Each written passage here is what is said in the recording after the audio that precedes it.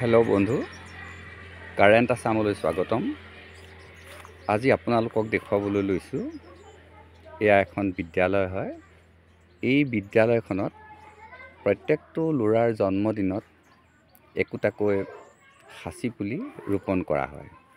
এয়া চাওক, প্ৰত্যেক বছৰে এটা মানে প্ৰত্যেক বছৰেই 20-30টা অন্ততঃ সাঁচি পুলি ৰোপণ কৰা হয়, মানে ল'ৰাবিলাকৰ জন্মদিনত। এই আপোনালোকে দেখি আছে, এতিয়া সাঁচি গছবিলাক বহুত ডাঙৰ হৈ গৈছে। এয়া চাওক, প্ৰত্যেকজন ল'ৰাৰ জন্মদিনতেই একোটাকৈ সাঁচি পুলি ৰোপণ কৰা হয়। ইয়াৰ উপৰিও চৰকাৰৰ ঘৰৰ পৰা যোগান ধৰা সাঁচি পুলিবিলাকো ইয়াতে ৰোপণ কৰা হয়। ফলস্বৰূপে চাওক, এখন সুন্দৰ সাঁচিৰ বাগান ইয়াতে দাঁতিয়ে দাঁতিয়ে গঢ়ি উঠিলে। অহা কালিলৈ 15 আগষ্ট, এই 15 আগষ্ট দিনাখন আপুনিও আপোনাৰ বাৰীৰ যথোপযুক্ত স্থানত একোটাকৈ সাঁচি পুলি ৰোৱাৰ সিদ্ধান্ত কৰক। বেছি নালাগে, অন্ততঃ এটা সাঁচি পুলি ৰোৱাৰ ব্যৱস্থা কৰক। এই আপোনালোকলৈ আজি মই অনুৰোধ জনালোঁ।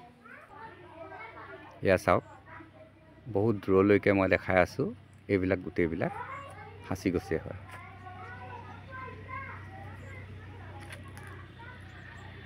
এই সাঁচি গছৰ পৰা কিমান টকা পোৱা যায়, ইতিমধ্যে মই আগৰ ভিডিঅ'বিলাকত আপোনালোকক কৈ আহিছোঁ। আৰু সাঁচি গছত যদি মাল নধৰে, তেতিয়াহ'লেও আপুনি কোনো চিন্তা কৰিব নালাগে, ই মাল ধৰিবই, এদিন নহয় এদিন মাল ধৰিবই। আপুনি মাত্ৰ সাঁচি খেতিটো কৰি যাওক। হেল্ল' বন্ধু, বৰ বেছি দীঘলীয়া নকৰোঁ, এই ৰিকুৱেষ্টটো কৰি আজি ভিডিঅ'টো মই ইমানতে সমাপ্ত কৰিছোঁ। আহকচোন আমি একেলগে কালিলৈ 15 আগষ্টত এটা সাঁচি পুলি ৰোৱাৰ সংকল্প লওঁ। আজিলৈ আহোঁ, ধন্যবাদ।